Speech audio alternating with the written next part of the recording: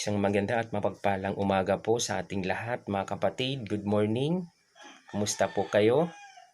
Salamat sa Diyos at nilubyan na tayo muli magkakasama-sama ngayong umaga upang sumamba sa Kanya sa pamamagitan po ng online worship. Pero bago tayo magpatuloy mga kapatid, awit muna tayo sa ating Panginoon.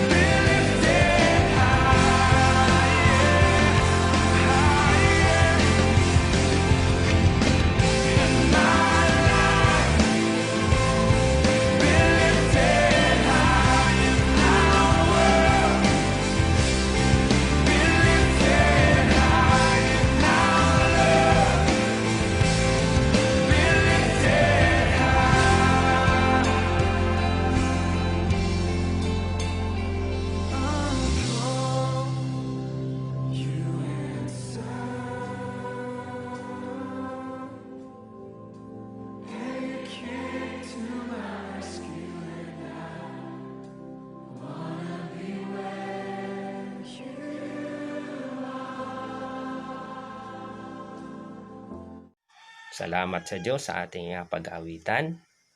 Ngayong umaga, atin pong ipagpapatuloy ang atin pong pag-aaral sa aklat ni Juan. At baka yung iba magtataka kung bakit laging aklat ni Juan ang ating pinag-aaralan. Kasi po tayo sa CCTCFI Antipolo, ang pamaraan po ng ating pag-aaral ng kanyang mga salita o salita ng Diyos ay book by book, study of the Bible o series. At ang aklat na ating pinag-aralan sa ngayon ay ang aklat ni Juan. Kaya mga kapatid, handa pa natin ating mga sarili sa pagsamba sa ating Panginoon. Kunin po natin ang ating mga Biblia at atin po itong buksan sa Juan, Kabanatang 6, talatang 16 hanggang 21. John chapter 6, verse 16 hanggang 21. At sabay-sabay nating basahin mga kapatid. Juan, Kabanatang 6, talatang 16 hanggang 21. Ito yung nasusulat mga kapatid. Nang magtatakip silim na, ang mga alagad ay pumunta sa tabi ng lawa. Sumakay sila sa bangka at naglayag papuntang Capernaum. Madilim na wala pa si Jesus. Biglang lumakas ang hangin at lumaki ang alon. Nang makasagwan na sila ng may 5 o 6 na kilometro, nakita nila si Jesus na lumalakad sa ibabaw ng tubig papalapit sa bangka at sila'y natakot. Ngunit sinabi ni Jesus sa kanila, "Huwag kayong matakot. Ako si Jesus."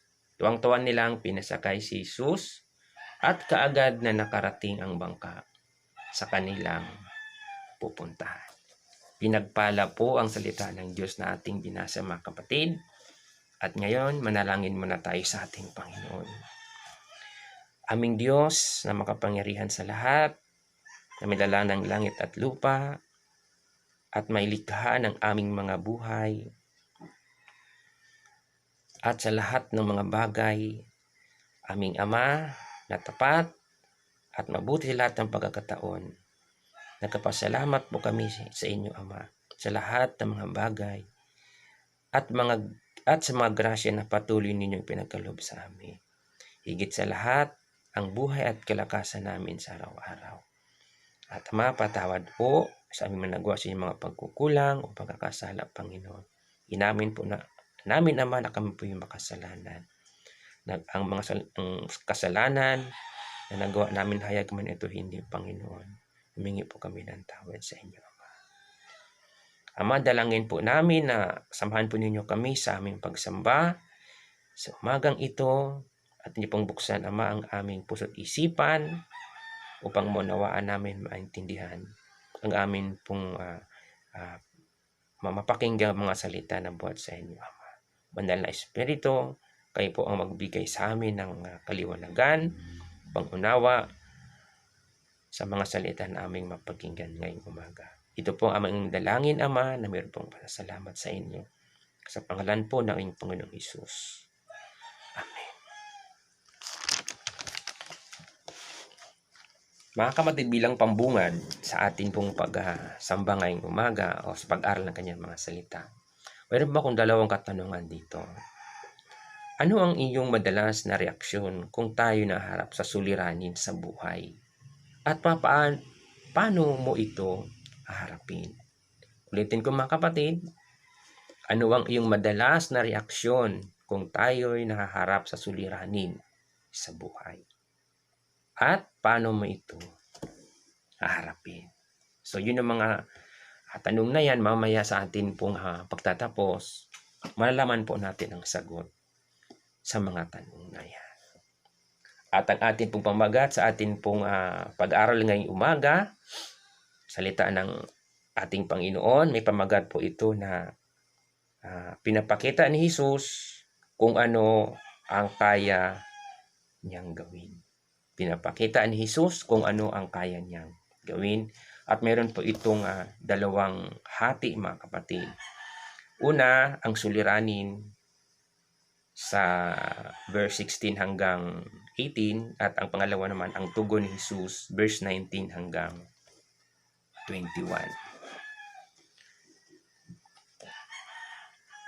Ang teksto na ating binasa ay bahagi ng 7 signs pointing Jesus as Messiah.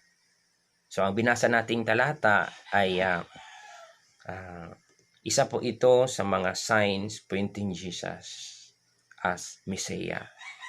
At itong ating binasa ay panglima po ito sa mga signs o tanda ni Jesus na si Jesus ay lumakad sa ibabaw ng tubig. So bigyan ko lang ng kaunting paliwanag kung ano ang sinasabing Mesiyas o Messiah. Ang Messiah ay isang Hebrew. And Messiah, Hebrew at ang Christ ay Greek. At pareho ang ibig sabihin nito ay anointed. So ang Messiah or Christ, ang ibig sabihin ay anointed. At sa New Testament at sa mga early Judaism, ito yung tinatawag nilang anointed. At ang ibig sabihin ng Messiah combines many Old Testament expectation. So ang Messiah sa Old Testament at marami itong mga expectations, mga kapatid. About anointed one, ibig sabihin nito, who would lead, teach, and save God's people. Yun ibig sabihin po ng tinawag na anointed one. Messiah or Christ. Ibig sabihin, ito ay mangunguna, nagtuturo at magliligtas sa sambahayan ng Panginoon. At makikita po natin yan sa Isaiah chapter 9 verse 6 hanggang 7. So, ngayon, alam na po natin kung ano ibig sabihin ng Mesiyas. Kristo, anointed one. At ang 7 signs pointing to Jesus as the Messiah, ito po makikita natin sa aklat ni Juan, mayroon po itong 7 tanda. Ibahagi ko po lang sa inyo kung ano itong 7 tanda na ito. Ang 7 signs pointing to Jesus as the Messiah. Una, ang changing water into wine. Yun yung unang ginawa ni Jesus sa Juan chapter 2 verse 1 hanggang 11. Pangalawa naman, healing of the official's son. Sa verse 4 ng sa chapter 4 ng Juan verse 46 hanggang 54, at ang pangatlo naman, healing the invalid sa verse 5 at chapter 5 verse 1 hanggang 15. At ang pang-apat naman ay feeding the multitude, yung pagkapakain sa 5,000 katao sa chapter 6 ng Juan verse 5 hanggang 13. At ang panglima, itong ating pinag-aralan sa ngayon, ang walking on the water verse chapter 6 verse 16 hanggang 21. At ang pang-anim, healing the man born blind. Ito yung pagpapagaling ni Jesus sa isang bulag na bigla nakakakita sa verse chapter 9 naman verse 1 hanggang 7. At ang panghuli, yung 7 signs pointing to Jesus as the Messiah ay raising Lazarus o ang pagmuling pagkabuhay ni Lazarus sa chapter 11 ng John 1 hanggang 44. So mga kapatid, yun po yung 7 tanda na nagpapakita na si Jesus ay isang Messiah. At ngayon, dako na ba tayo sa ating unang hati sa ating pag-aaralan ngayong umaga, ang suliranin. At muli basahin ko yung verse 16 hanggang 18 ng John, na magtatakip silim na, ang mga alagad ay pumunta sa tabi ng lawa, sumakay sa bangka, at naglalayag papuntang Capernaum. Madilim na ay wala pa si Jesus. Biglang lumakas ang hangin at lumaki ang alon. So, ang pangyayaring ito na ating binasa, mga kapatid, ay matapos ang pagpapakain ni Jesus sa mga tao ng 5,000 katao. So, karugtong ito doon sa atin na pinag-aralan nung nakaraang linggo. Ang pagpapakain ni Jesus sa may 5,000 katao. Kasama ni Jesus dito ang kanyang mga alagad. Matapos makita ng mga tao ang himilang ginawa ni Jesus, yun nga yung pagpapakain ng may 5,000 katao sa pamamagitan lang ng ilang pirasong isda at tinapay. Nais nilang gawing hari si Jesus, kaya umakyat si Jesus sa bundok na mag-isa upang manalangin. Kaya pagkatapos ng pangyaring yon na pagpapakain ni Jesus sa may 5,000 katao, dahil nga napansin ni Jesus na gusto siyang gawing hari dahil nga sa himalang ginawa niya. At siguro sabi ng mga tao, ito na hinihintay natin na isang tao na mangunguna sa bansang Israel ay naisip ni Jesus na pumunta sa bundok mag-isa at doon siya manalangin. Ito yung dahilan kung bakit hindi kasama ng mga alagad ni Jesus sa bangka papuntang Capernaum. Mga kapatid,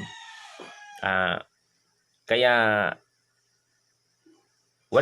hindi kasama si Jesus doon sa bangka ng mga alagad niya papuntang Capernaum. Kaya siya pala ay pumunta doon sa bundok mag-isa. Habang naglalayag ang mga alagad sa lawa, lumakas ang hangin at lumaki ang alon. So habang yung mga alagad ni Jesus ay naglalayag papunta sa Capernaum, lumakas yung hangin at lumaki ang alon. So sa ibang talata makikita natin kung bakit yung lumakas yung hangin, sapagkat ang kanilang direksyon ay pasalungat sila sa hangin. So nahirapan yung bangka nila. At lalo po na nagdagan pa, bukod sa pasalungat sa hangin, so napakahirap na sitwasyon, lumakas pa yung hangin. Kaya yun yung isang problema o suliranin ng mga alagad sa kanilang paglalayag. So, ito yung mga kinaharap na suliranin ng mga alagad ni Jesus. So mga kapatid, ang buhay natin ay gaya rin ng nararanasan ng mga alagad ni Jesus. Ang katotohanan sa buhay natin sa araw-araw, tayo naharap din sa iba't ibang mga suliranin. So yung pangyayari doon sa mga alagad ni Jesus habang sila naglalayag, lumakas yung hangin at lumaki yung mga alon. Mga kapatid, sa buhay din po natin, marami din pong malalakas na hangin at malalaking alon sa ating buhay sa araw-araw. Iba't iba nga lang tayo ng sitwasyon, mga kapatid. At ito yung mga kadalasan, mga suliranin sa atin sa araw-araw. Karamdaman, so maaring mayroon sa atin na mayroong mga karamdaman. So isang malaking suliranin yan sa buhay natin, sapagkat kapag ang tao may karamdaman ay talagang iba ang kanyang mararamdaman. Financial na problema, isa pa to. Talagang mahirap pagka ang ating financial na pangangailangan ay sabi nito, kung talagang wala tayong hanap buhay sa araw-araw mapagkitaan, mag-isip tayo kung ano ang ating gagawin, sapagkat kung wala tayong salapi, paano na tayo mabubuhay? So isa yan na sana napakalaking alon sa buhay po natin. Yung relasyon sa ating pamilya na hindi po maayos, hindi okay, yung mag-asawa. Mayroon pong mga hindi pagkakaunawaan sa iba't ibang mga kadahilanan. Yung relasyon ng asawa at mga anak na hindi magkakasundo dahil iba't iba ang kanilang mga paniniwala. Hindi mo yung magulang tuturuan yung mga anak, hindi sumusunod, at yung mga anak naman may sarili na pong desisyon sa buhay, lalo kung nagkakaedad na. So yun, isang malaking suliranin sa buhay po natin bilang mga Kristiyano. Isa pa, lalo ngayon, ito pa, walang hanap buhay. Marami po sa atin dahil sa krisis natin nararanasan, maraming nawalan ng mga trabaho, maraming mga negosyo ang nagsara. At isa pa, yung virus na dahilan ng bakit tayo maraming mga kabit-kabit na mga problema dala nitong virus na COVID-19, na ang mga tao takot lumabas, takot mahawa. Kaya isang napakalaking suliranin mga kapatid, kasi kung tayo lumabas ng ating tahanan, may agam-agam tayo na maaari tayo ay mahawa ng virus na ito. At marami pang iba. So mga kapatid, ang mga yan yung mga common lang natin na mga suliranin sa buhay bilang mga tao. Yung mga suliranin na yan, hindi tayo exempted dyan.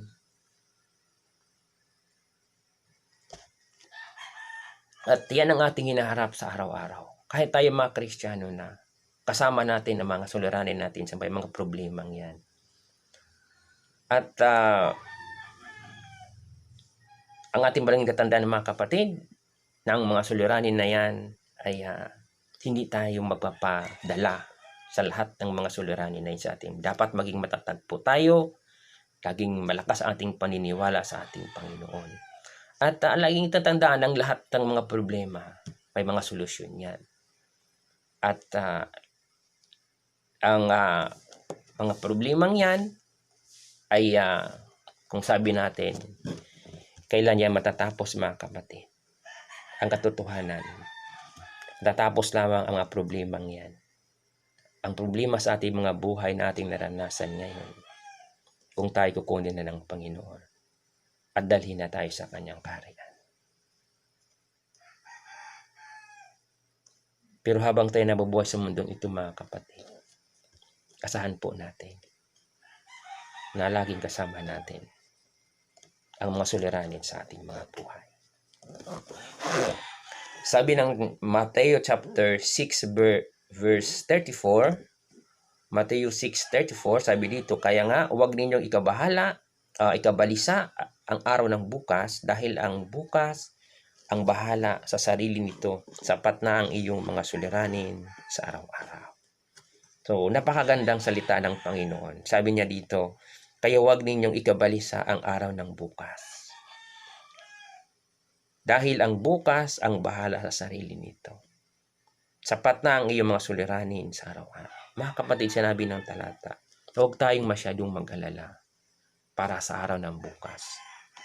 Dahil, sabi diyan, alam na ang bukas ang bahala nito. So, tinuturo dito sa atin mga kapatid, na sa mga suliranin po natin, huwag tayong masyadong mag-alala. Or, huwag tayong masyadong, sabi nito, magpadala sa suliranin natin.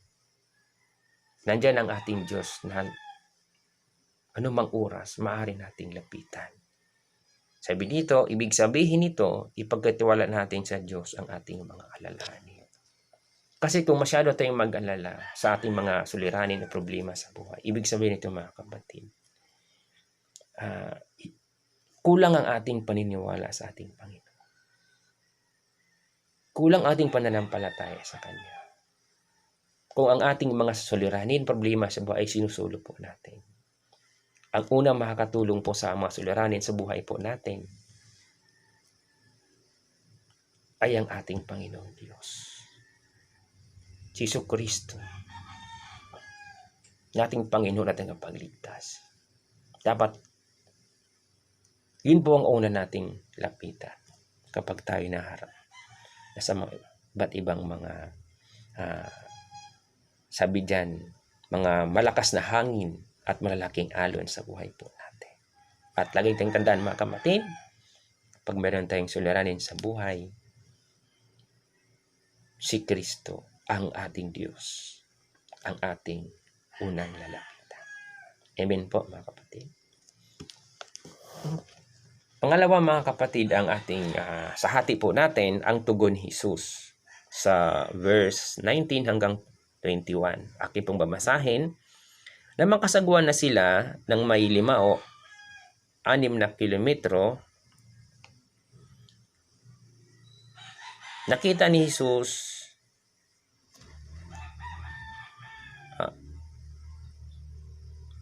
nakita nila si Jesus na lumalakad sa ibabaw ng tubig, papalapit sa bangka, at sila'y natakot. Ngunit sinabi ni Jesus sa kanila, huwag kayong matakot, ako si Jesus. Tuwang-tuwa nilang pinasakay si Jesus at kaagad na nakarating ang bangka sa kanilang pupuntahan. At mga kapatid, basahin ko doon sa Marcos chapter 6 kasi parehas din ang pangyayaring ito. Ngunit sa Marcos chapter 6 verse 48 hanggang 53, dito mas maliwanag ang pagkasalaysay upang lubusan nating maunawaan. Subuksan natin ang Marcos chapter 6 verse 48. B hanggang 52.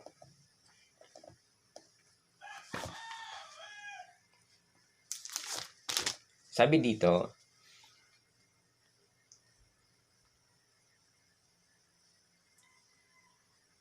nang madaling araw na, sumunod sa kanila si Jesus, naglalakad sa ibabaw ng tubig. Nang malampasan na niya ang mga alagad, nakita ng mga ito na siya ay lumakad sa ibabaw ng tubig. Akala nila siya isang multo, kaya sila ay nagsisigaw. Takot na takot silang lahat, ngunit agad na sinabi ni Jesus sa kanila, huwag kayong matakot, ako ito. Lakasan ninyo ang inyong loob. Sumakay siya sa bangka at pumayapa ang hangin. Sila'y lubhang namangha sapagkat hindi nila naunawaan ang tunay na kahulugan ng nangyari sa tinapay, hindi pa ito abot ng kanilang isip. So dito pinapakita ni Jesus ang ano bang nais niyang gawin ay magagawa niya, at isa itong patunay na si Jesus ay Diyos. Sapagkat hindi ito magagawa ng tao. So mga kapatid, dito pinapakita sa ating binasang talata na yung ginawa ni Jesus na siya ay lumakad sa ibabaw ng tubig ay ang ibig sabihin nito mga kapatid ay si Jesus ay tunay na Diyos, at yung ginagawa niya ay hindi niya magagawa sa ordinaryong tao. At kaya yung mga tao, sabi dito, ang sabi niya, natakot yung mga alagad na makita nila si Jesus, sapagkat mga kapatid, ang sa ibang mga salin pinapaliwanag doon na nung sila'y nasa laot na papuntang Capernaum, si Jesus ay, yung panahon na yung Jesus ay nasa bundok hanggang maghapon si Jesus doon. Ngunit habang ang mga alagad niya ay papauwi na papunta sa Capernaum, nakita ni Jesus na ang mga alagad niya nahihirapan dahil sa malaking alon at malakas na hangin. Kaya si Jesus ay sumaklulo sa kanila sa madaling salita. Nakita ni Jesus ang sitwasyon ng kanyang mga alagad na nahihirapan. Kaya nagpakita si Jesus ng kanyang kapangyarihan. Lumakad siya sa ibabaw ng tubig. At ibig sabihin nito, yung mga alagad, nakasubaybay si Kristo sa kanila. Nasubaybay ni Jesus ang kanyang mga alagad. At nakita niya nga ang sitwasyon nito. At siyempre nakita ng mga alagad na mayroong taong naglalakad. So, ang kanilang maging reaksyon kaagad ay nakakita sila ng multo. Nasa sitwasyon pa naman sila na sila ay nahihirapan dahil nga malaki ang hangin at malaki yung mga alon. So makita ka pa ng taong naglalakad sa ibabaw ng tubig So talagang matatakot ka talaga. Ngunit sinabi ni Jesus, huwag kayong matakot, ako ito. Nagpakilala si Jesus sa mga alagad. Kaya yung salitang, huwag kayong matakot, ako si Jesus. Ito ang ating pong bibigyang diin, mga kapatid, sa atin ng pag-aralan ngayon.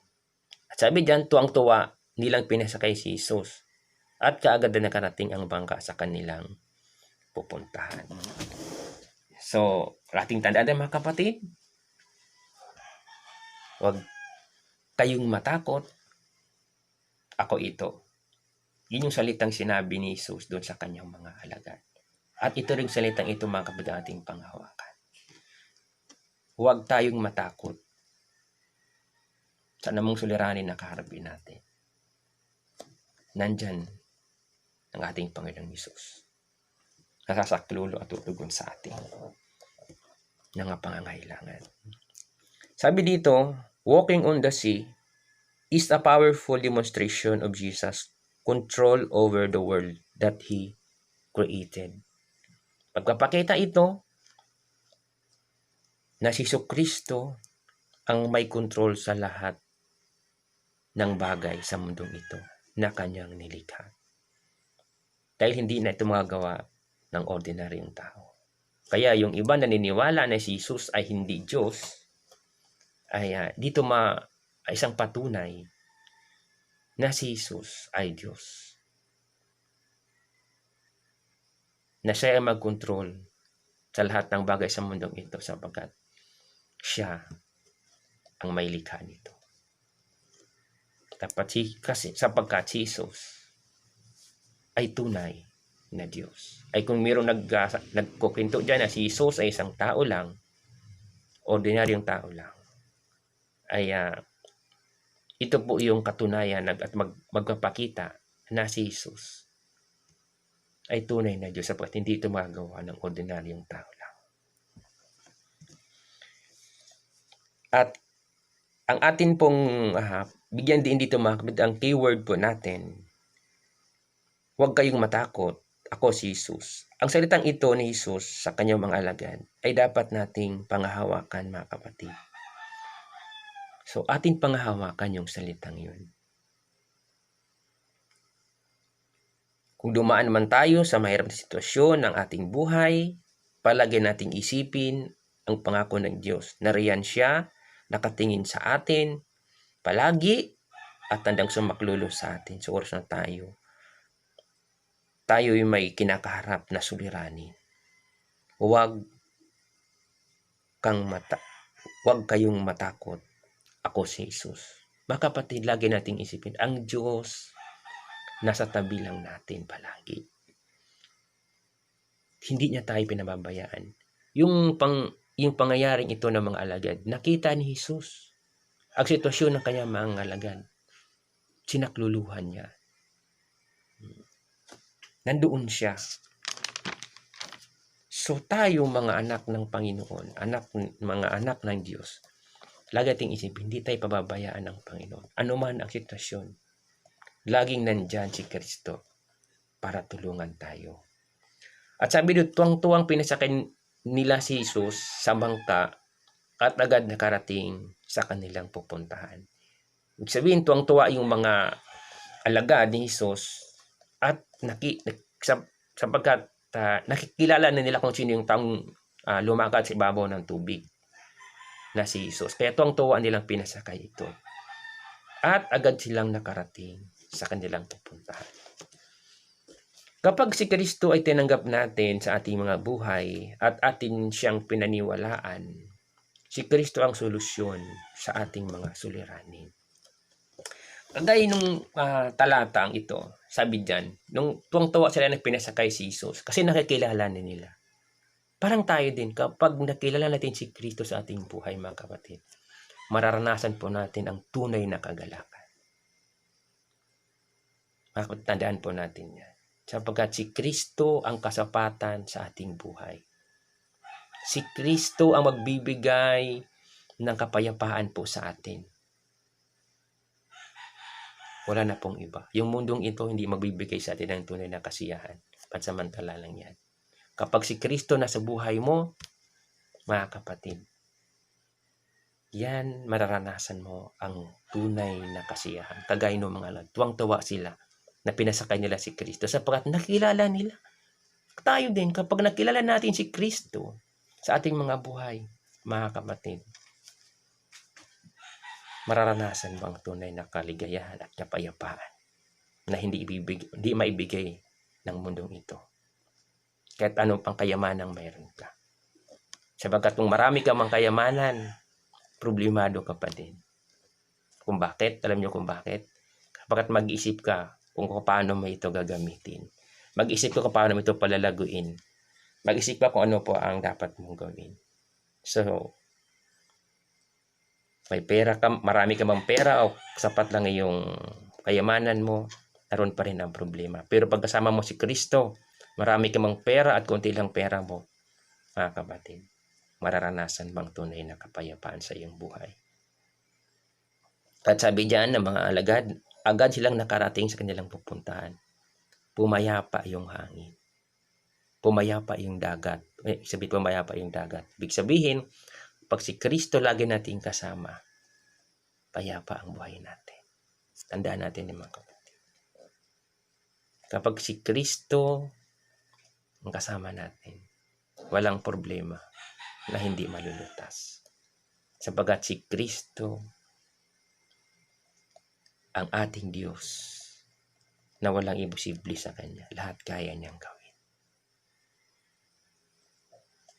Yun ating tatandaan mga kapatid. Malulutas ang problema natin kapag si Kristo ay kasama sa ating buhay. Ano man ang ating gagawin. Sabi ng Mateo chapter 11 verse 28, lumapit kayo sa akin, kayong lahat na nahihirapan at nabibigit ang lubha sa inyong mga pasanin at kay bibigyan ko ng kapahingahan. Mga kapatid, tandaan natin tong talatang ito. Mateo kabanatang 11 talatang 28. Lumapit kayo sa akin. Mga kapatid, tandaan niyo, ilagay niyo dun sa inyong mga cellphone. At lagi nitong alalahanin ang verse na ito. Lumapit kayo sa akin, kayong lahat na nahihirapan at nabibigat ang lubha sa inyong mga pasanin. At kayo'y bibigyan ko ng kapahingahan. So, ibig ako mga kapatid sa talatang ito, talagang ito yung verse na patuloy ko pong pinanghahawakan.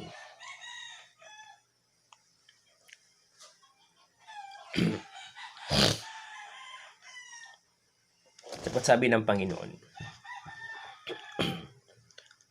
lumapit kayo sa akin. Ang keyword dito mga kapatid, nandiyan yung salita ng Panginoon. Tinuturuan niya tayo kung paano tayo lumapit sa Kanya. Kung ano ang dapat nating gawin kapag tayo nakaranas ng mga suliranin. Sabi, lumapit tayo sa ating Panginoon. Na tayo nahihirapan. Ang mga nahihirapan. At hindi lang nabibigat ang lubha. So, ibig sabihin, marami talaga tayo mga pinagdadaanan. Marami tayong mga pasanin. At aba ko ng Panginoon, bibigyan ko kayo ng kapahingahan. Bibigyan niya tayo ng solusyon. Ibigay sa atin ng solusyon. Ibig sabihin, siya ang magbibigay sa atin.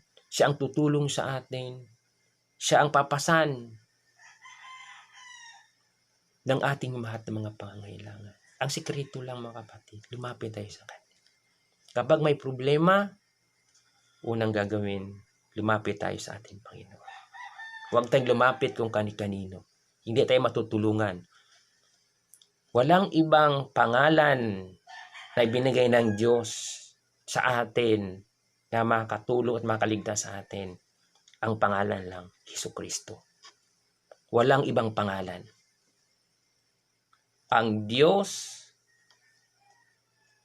ang Kanyang anak ay binigay niya sa sanlibutan para ikaliligtas po sa natin. Anong pangalan? Jesucristo. Wala nang ibang pangalan. Kung mayroon din kayong pangalan na tinatawag ng ilan, na doon sila lumapit at humingi ng tulong, mga kapatid, Hindi po yan sinasabi ng Biblia at sinasabi ng Diyos. Sapagkat pag binasa mo yung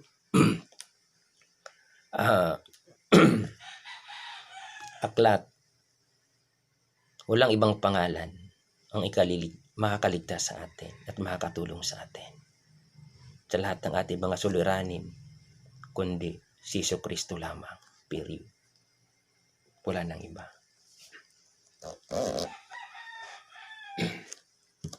So sa ating, balikan ko lang mga kapatid, ang ating pinag-aralan o ng hati natin ang suliranin. Pangalawa naman, ang tugon ni Jesus. At sa ating conclusion mga kapatid, sa ating pagtatapos, pinapakita ni Jesus kung ano ang kaya niyang gawin sa oras na tayo may suliranin. Si Jesus ang tutugon.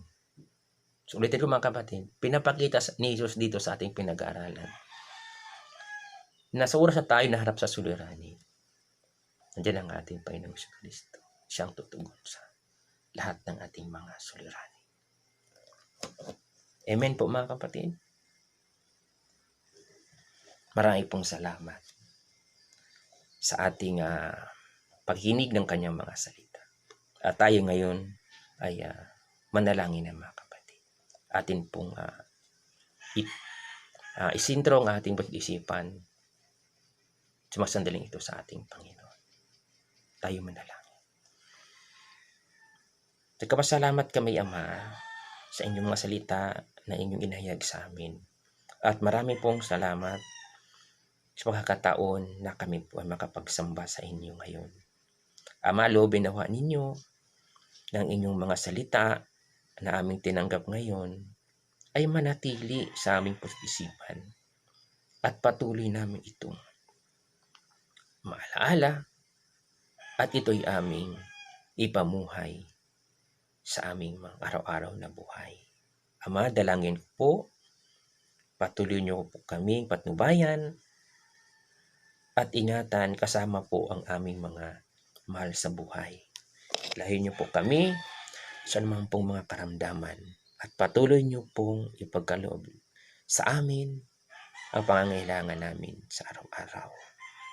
Pagpalain po ninyo ang aming mga kabuhayan. Ama, idalangin ko din po na maging maayos ang aming pong paghahanda sa nalalapit na 10th year anniversary ng inyong iglesia. Punan po ninyo, Ama, ang pinansyal na pangangailangan. Gabayan at patubayan ninyo, Ama, ang aming speaker na inyo pong siya pong magdala ng inyong mga salita sa araw ng aming anibersaryo. Ingatan po ninyo siya at patuloy niyo siyang gabayan, Ama. Kasama na po ang kanyang buong pamilya. At ingatan po ninyo, Ama, ang inyong mga anak na patuloy na nagmamahal sa inyong mga gawain. Ama, extend ko din po ang akin pong pananalangin sa lahat po ng nakasama namin sa pagsamba sa inyo ngayong umaga at patuloy na ibuhos ninyo, Ama, ang inyong grasya at pagpapala sa kanilang mga buhay. Ingatan ninyo po sila sa araw-araw. Salamat, Ama, sa lahat. Ito po ang aming mga dalangin sa inyo, Ama, sa pangalan po ng Panginoong Hesus. Amen. Salamat po sa inyong lahat, mga kapatid, na nakiisa po sa pagsamba ngayong umaga. Ingatan po tayo ng ating Panginoon at pagpapalain po tayong lahat ng ating Diyos. Salamat po sa inyong lahat, mga kapatid. God bless everyone.